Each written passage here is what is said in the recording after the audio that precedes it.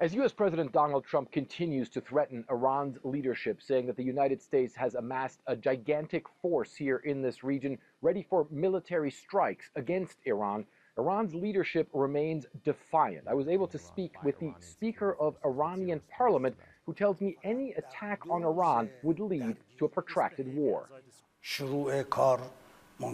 Maybe Mr. Trump can start a war, but he doesn't have control over the end. Now, President Trump's threats against Iran come in the wake of those massive protests that unfolded here in Tehran and other major cities and even towns and villages across the country in the early part of January. The Iranian leadership acknowledges that thousands of people, most of them civilians, were killed in those protests. The U.S., opposition groups, and many of America's allies hold Iran's security forces responsible for those killings, while the Iranians claim the protests were infiltrated by what they call outside groups. In any case, the Speaker of Iran's parliament told me Iran is still willing to negotiate with the United States, but not under duress. For Flightkin, CNN, Tehran.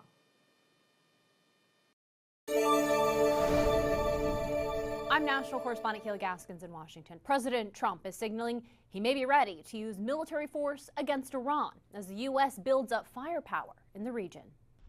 The Middle East on edge as President Trump leaves the possibility of U.S. strikes against Iran squarely on the table. We have a large armada, flotilla, you can call it whatever you want, heading toward Iran. If we do make a deal, that's good. If we don't make a deal, we'll see what happens. The president says he has two conditions to avoid military action. Number one, no nuclear, and number two, stop killing protesters. The U.S. military is now positioned to act if the order comes, having spent the past few weeks moving heavy U.S. firepower into the region. Reuters reporting President Trump is weighing targeted strikes against Iranian security forces and leaders aimed at spurring protesters back into action. The goal is to create conditions for possible regime change. And that's why the military option is on the table, and that's why it's being considered. Earlier this week, a high-ranking advisor to the Ayatollah said any U.S. military action on Iran will be considered an act of war, and the response will be immediate, all-out, and unprecedented.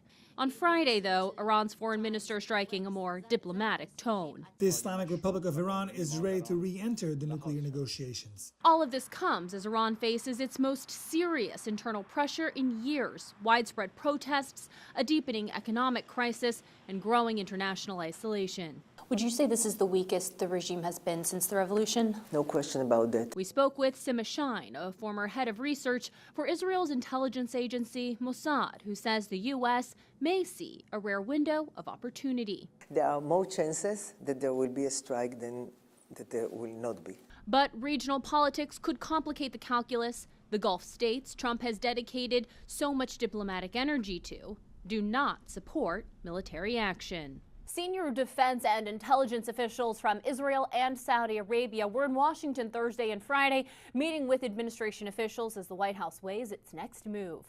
In Washington, I'm Kayla Gaskins.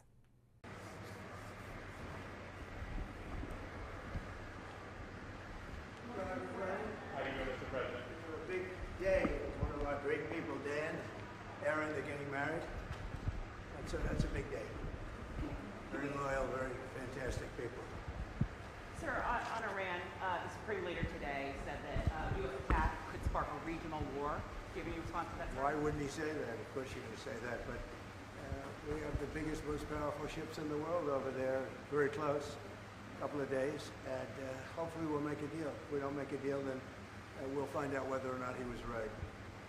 Mr. President, on Texas, a Democrat won your special election in an area that you had won by 17 points.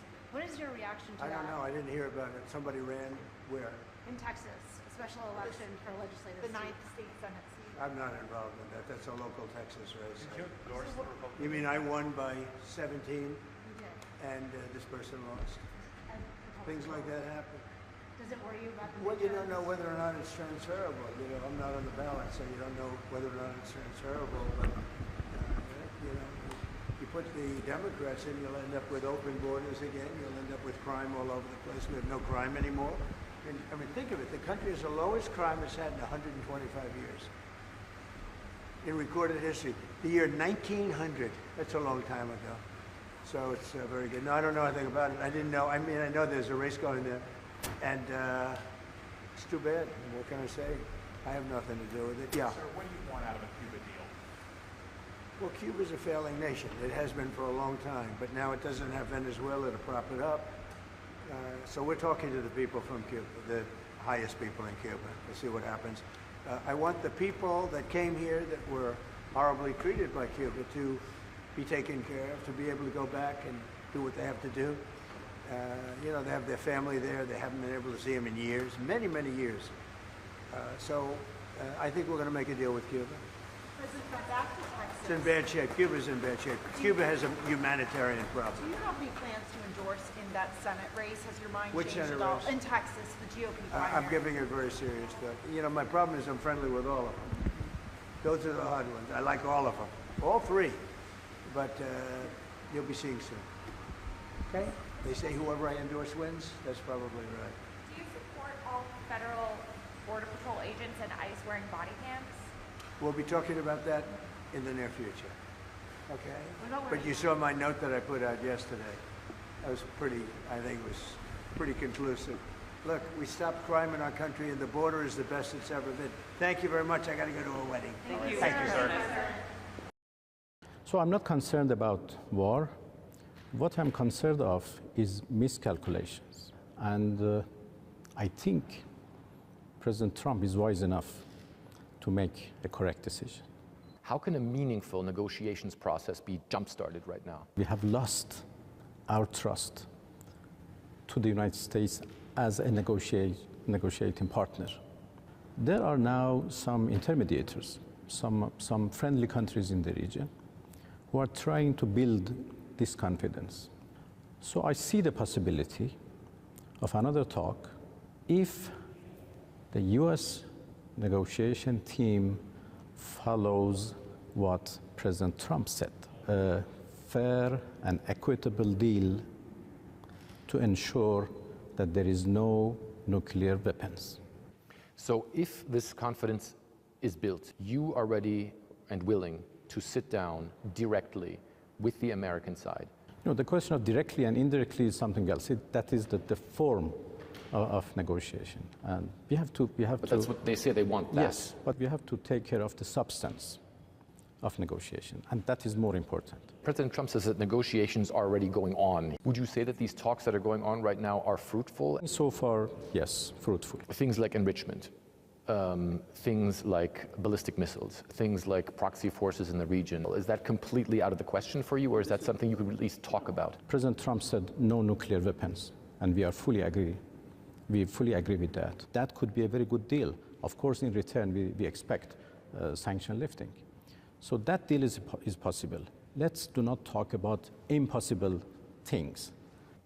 What do you think the consequences would be if there was a full-on military confrontation between Iran and the United States? If war starts, that would be a disaster for everybody.